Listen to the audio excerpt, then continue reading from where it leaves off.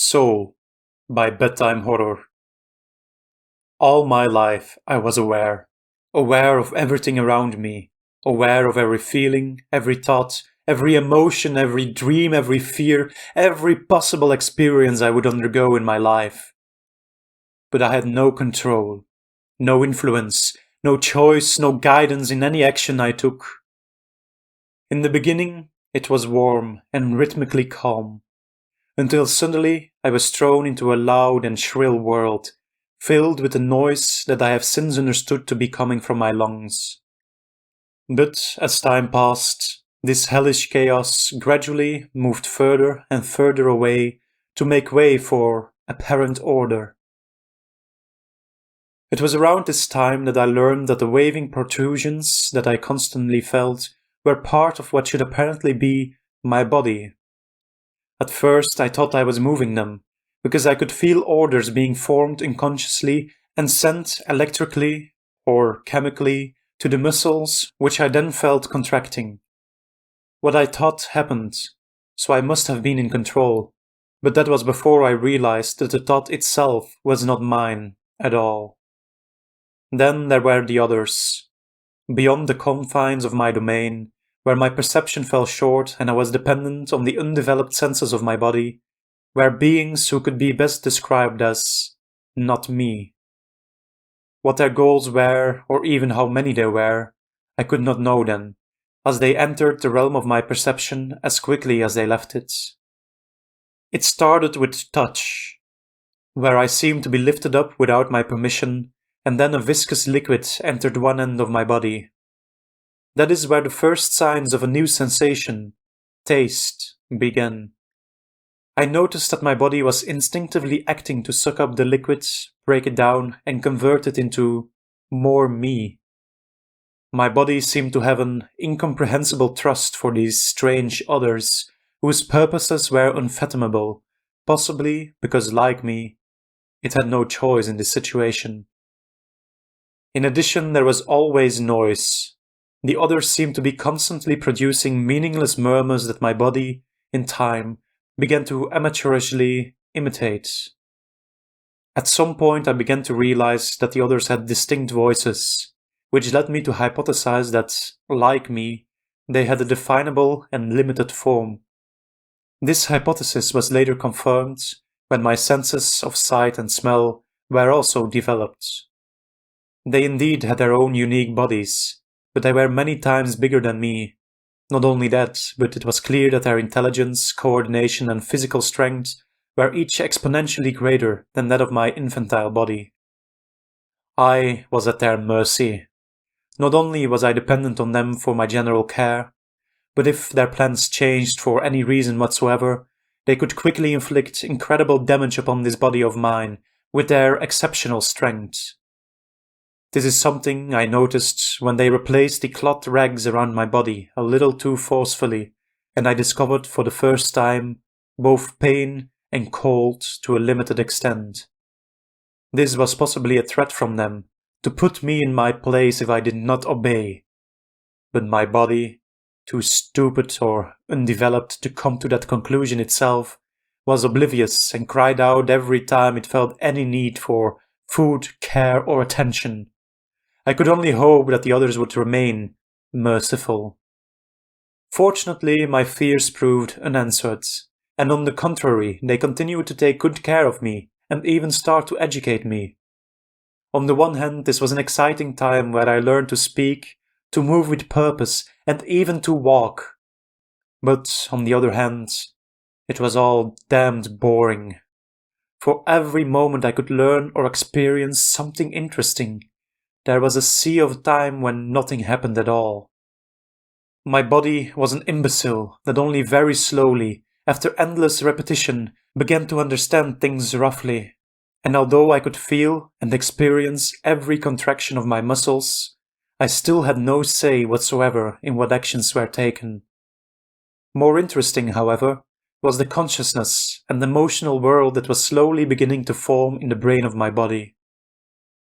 It may have been developing a little slower than myself, but soon I would have a companion to break the loneliness with. It was also through the filter of this consciousness that I gradually began to understand some of the previously meaningless sounds made by the others.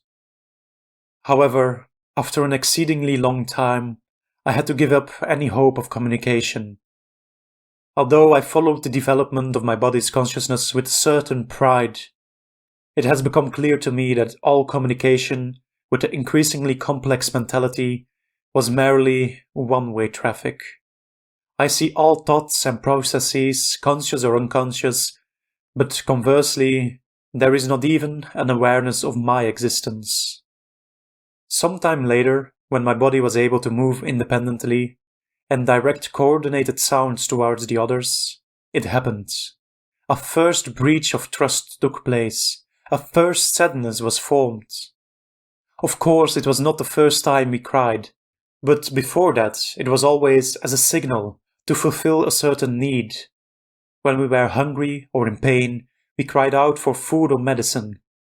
But this time was different. It was a trivial thing, really.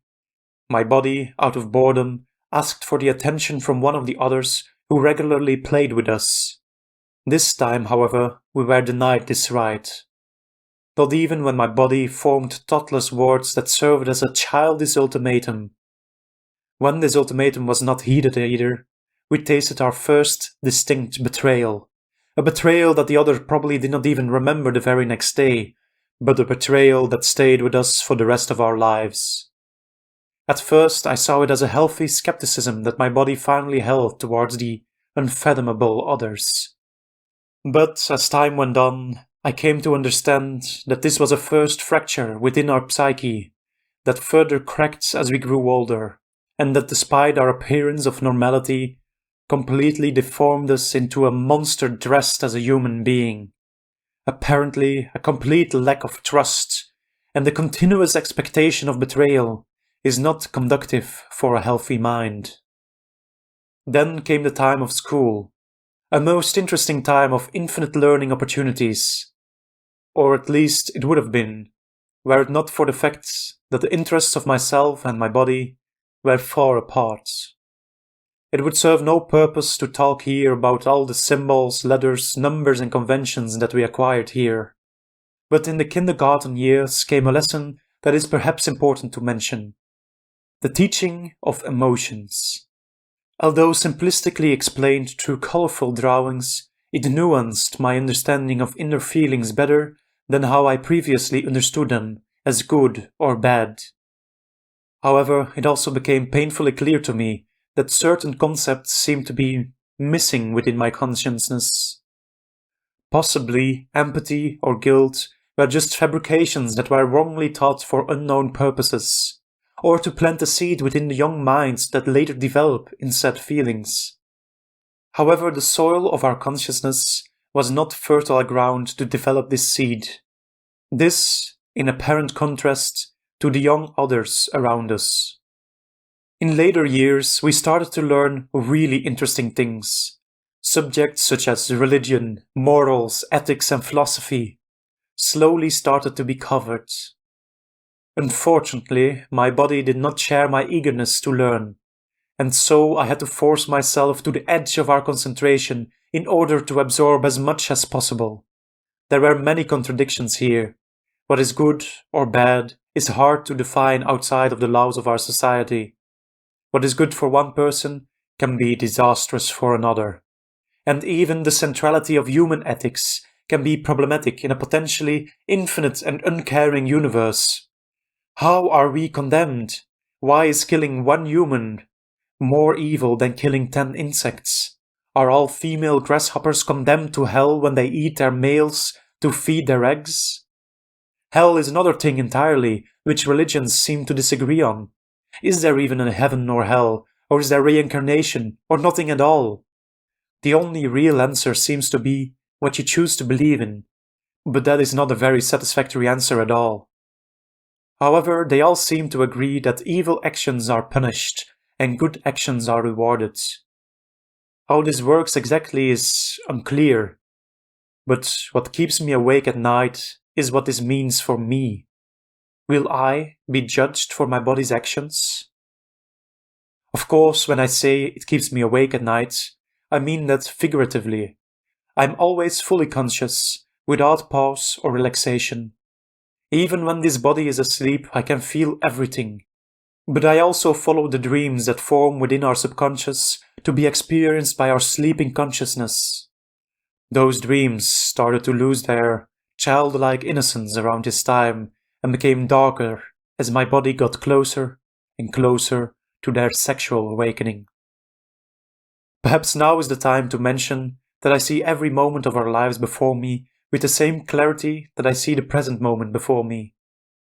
The fading and distortion of memories seems to be a purely physical and material phenomenon that does not apply to me. I am the aggregation of all our moments. This also made me realize that my own personality, or identity, was nebulously changing under the influx of ever darker thoughts. This only filled me more with a growing existential dread. I could only hope that my body would never act upon these dark thoughts. These were dark thoughts that may have reflected a misattributed self-importance. My body indeed appeared to be slightly above average in intelligence, but my body derived from this an out-of-proportion arrogance and feeling of superiority that it had difficulty reconciling with the limited popularity it had with others of a similar age. The lack of popularity came from both a lack of empathy and a complete lack of trust within our psyche, which made meaningful relationships an impossibility. My body could not blame itself, so it avenged itself for any perceived slight or punishment with a grotesque imagination of the debtor's death. First by accidental occurrences with an increasing exuberance and improbability, and then by my own imagined doings. At the time I could still content myself that these were thoughts that would not translate themselves into real actions. But even that hope gradually made way for reality when my body began to avenge itself in various non-murderous but certainly psychopathic ways.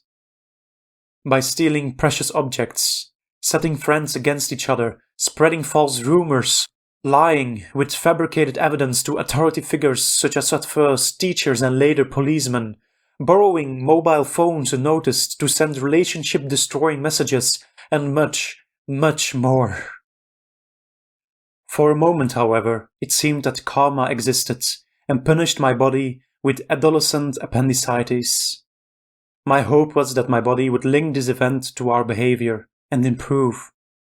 However, the lack of guilt made it impossible to see all of our actions as evil. Even during the operation to remove our inflamed appendix, I was fully conscious. I expected that the injected chemicals would act upon our nerves so that my body, and therefore myself as well, would not feel anything. However, this was not entirely correct. Although we were paralyzed, we could still feel everything. The medication, however, appeared to affect our brain so that no new memories were formed. This may have been a consolation for my body, but I still had to feel all of the pain, and undergo an unnatural penetration of my body by the others, and the removal of a small part of my domain. This was a truly hellish experience that I wish I could forget. But because of my nature, I continue to experience this moment with the same clarity as I also experience every other single moment of our lives. When I said that my body had no memory of this operation, that may not have been entirely accurate. Unknowingly, something may have remained, causing my body to develop a fascination with precise incisions, which, out of prudence, were practiced irregularly and with low frequency on small animals. Although I felt our pleasure, and although I also felt the dopamine that was released, these actions completely disgusted me, and I could only fear where they would lead. With the development of our sex organs, my body also began to develop the capacity for lust. One person in particular became the object of our obsession, a person who was in our same high school class. This obsession would probably have weakened over time had the incident not occurred. It was a physical education class, where our body began to perspire after some exertion. We used our shirt to rub the sweat from our faces, an action that unintentionally resulted in the scar from our operation being revealed. This initially had the positive side effect of attracting the attention and admiration of the young others, who seemed to describe it as cool. However, this all changed when one of the others, who happened to be the object of our obsession, described our scar as a defect, as something broken, deformed, inferior. Well, the real words were much less intense, but this was how my body took it. To say that our heart was broken would be an overstatement, since my body did not seem to have the capacity for love.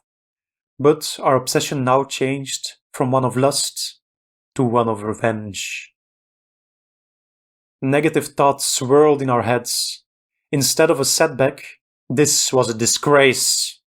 Thousands of times we relived this moment in a way that was slightly different, slightly worse each time. And in this haze of unconstructive doom thinking, my body also began to relive all the other bad memories of embarrassing moments we've had in our lives.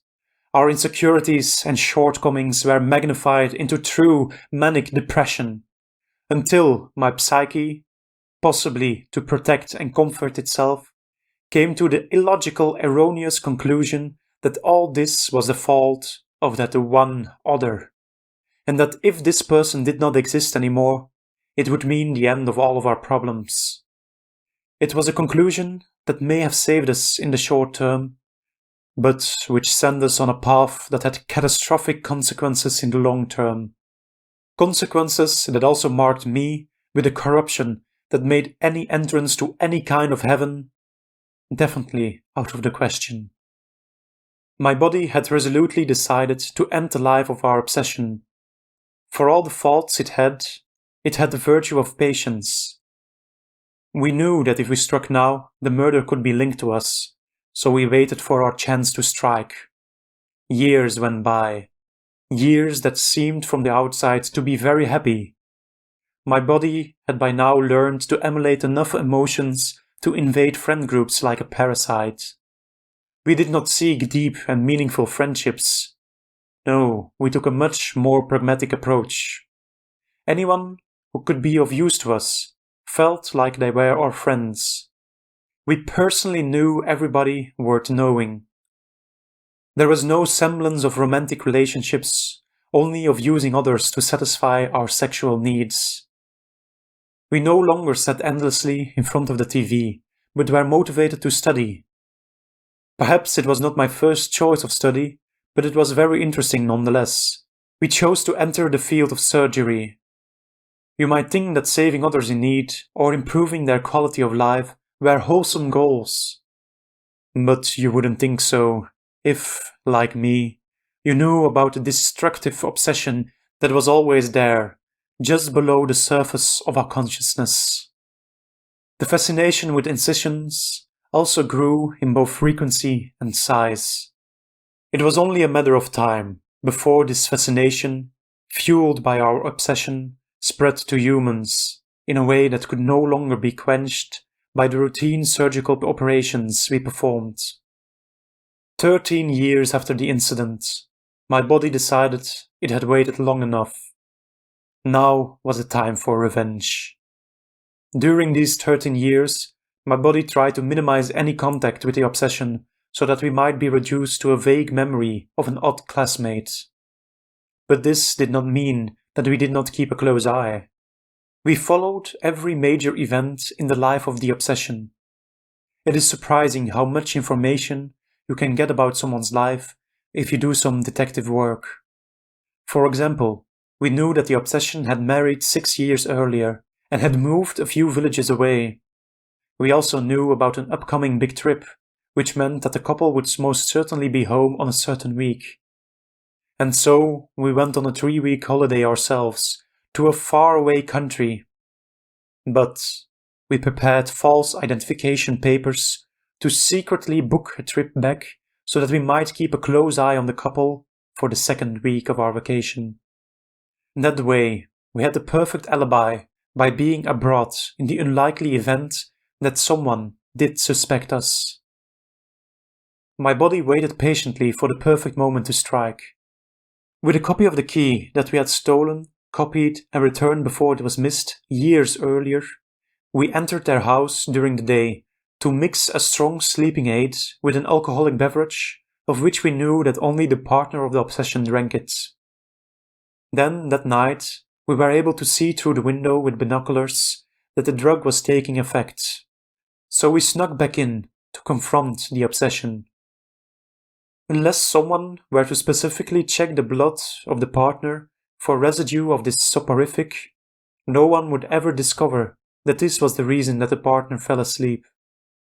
I am ashamed to say that I was so affected by the constant poisonous thoughts of my body that I almost did not notice that this was wrong, that this was not the most normal thing to do. But once I saw the surprise and the fear drawn on the face of the obsession, it was as if I woke up. I knew that this would be another defining moment in our lives that would irrevocably doom me. I screamed in eternal silence, gripped by an existential fear that made me do everything I could to stop what was about to happen. No longer could I suffer my fate passively. It was time for me to take action. I formed a reasoned discourse, which was not heard above the screams of the obsession. I stopped the arm that went for the obsession's belly with a knife we gained from the kitchen, but our muscles did not respond.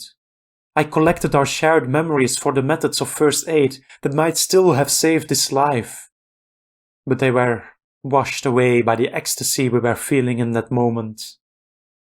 I wanted to cry out for help, that someone might still fix this situation, but the only words that passed my lips were the question of who was broken now that the obsession had the very same scar we ourselves had, or at least the scar they would have had they survived.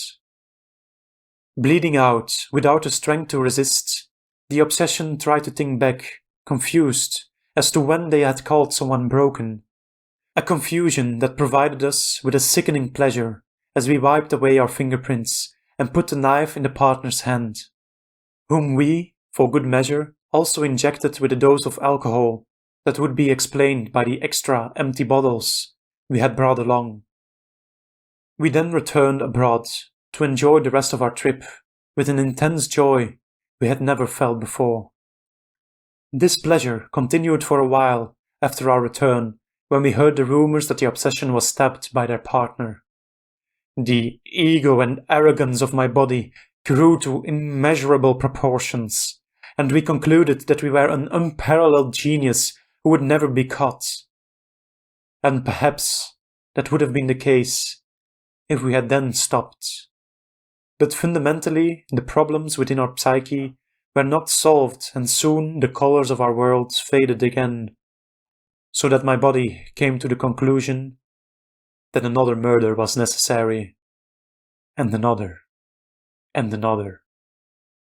For 7 murders are we to blame, carried out with precision at an increasingly frequent rate, again and again with a sharp stab in the belly where the appendix lies.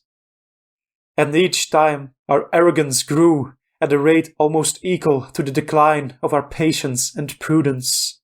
I did everything I could to stop the killings, but this still amounted to nothing at all.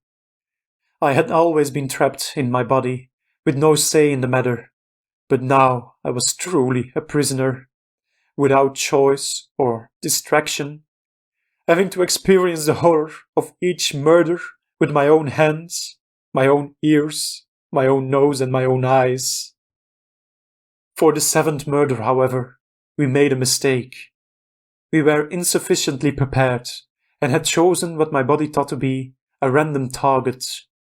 But I knew better because of the perfect recollection I had of every subconscious thought of our lives, which formed a pattern that a very clever detective should be able to detect. My body crept up to the 7th target in the night, and was surprised by a bare upper body that did not hide the scar on the abdomen above the appendix. This person had undergone the exact same operation we had. My body did not know what to do. This had never happened before. How could we stab the appendix when it had already been removed? Our hesitation gave the target the opportunity to hit our head with the throw of a somewhat heavy object, and then they tried to flee and call the police. It was likely that the police were already on our trail after linking the 6 prior wounds in the exact same deadly place, because their reaction time was abnormally fast. We followed our 7th target into the street and managed to kill them with a well-placed stab in the back. However, the usual ecstasy did not come this time, as we obsessively began repeating the same thought 100 times over, that we had not stabbed them in the right place. There was no time to clean up after ourselves, and probably some witnesses had already seen us in the street, so we fled in a panic from the police, who were already starting to arrive. I am not sure whether it was a cop or paranoia, but we thought that someone was following us. Frightened, we sprinted down a flight of stairs leading to a nearby park, but in our haste, we missed a step and fell forward onto the knife in our hand that we had forgotten to leave behind. And so we were doomed to the same bleeding fate as our victims had suffered as well. Images flashed through our mind semi-chronologically as I began to tell the story of my life without an audience. Now, at the end, as our body heat slowly flows away, the consciousness of my body began to shut down, and the limits of my domain began to shrink with a tingling sensation. I only wondered how I would be judged, if I would be condemned at all. My heart beats its last beat. The warmth disappears to the point that I cannot even feel cold anymore. The electricity in my head fades away. Even the light of my own consciousness seems to be going out. But then, all of a sudden,